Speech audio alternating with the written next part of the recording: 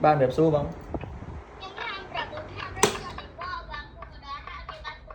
con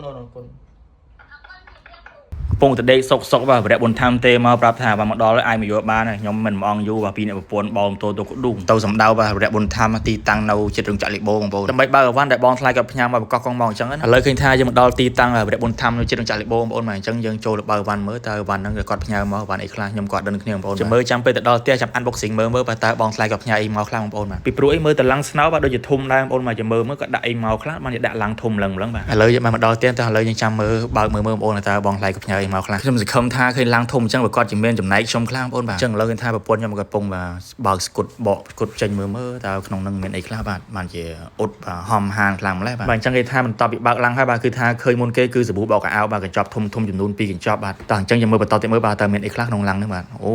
បងប្អូនមានមឹកគ្រីមបងប្អូនបាទមឹកគ្រីមមានដូចដាក់ឈ្មោះទៀតបងប្អូនដាក់ឈ្មោះកញ្ចប់បាទមកកញ្ចប់ដូចជាមានចំណែកម្នាក់មកកញ្ចប់អញ្ចឹងបងប្អូនបាទប្រហែលជាគាត់វាកញ្ចប់ចឹងដើម្បីបាទបង្ហាញថាឈ្មោះនេះដុំនេះរបស់អ្នកណាអញ្ចឹងបងប្អូនបាទដោយសារវាមានឈ្មោះនៅចប់កញ្ចប់មកអញ្ចឹងឥឡូវយើង unboxing មើលកញ្ចប់ថងម្ដងបងប្អូនតើមានអីខ្លះថងបាទនៅក្នុងថងគឺថាឃើញបាទកៅអៅបាទចំនួន2កំភ្លើងបងប្អូនបាទប្រហែលជាបងថ្លៃទិញជូនម៉ែអញ្ចឹងណាបងប្អូនពីព្រោះខ្ញុំឃើញអក្សរដែលសេចប់ថងហ្នឹងគឺពាក្យថាបាទជូនម៉ែអញ្ចឹងម៉ែមានចំណែកដូចគ្នាបងប្អូនបាទម៉ែមេឃចឹងមកបកាណាលឺសូមានបោះគាត់ដែរអញ្ចឹងបាទគាត់ដើរមកបដើញ៉ាំបដើបាទតាមផ្លូវគាត់មកដល់បងប្អូនអើយគាត់លាអាវមើលលាខោមើលបដើបាទញ៉ាំបដើប្រហែលជាគាត់ពេញចិត្តនឹងកៅអៅដែលកូនផ្ញើមកអញ្ចឹងណាបងប្អូនឃើញថាគាត់លោកកៅអៅត្រូវភ្លាមហើយបាទគាត់ឲ្យពោលកូនចៅភ្លេតមកបងប្អូនឲ្យខោអាវម៉ែ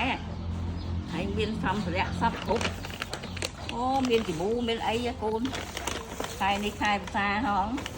ឲ្យកូនខំទូជូនខ្ញុំឲ្យម៉ែមិនកូន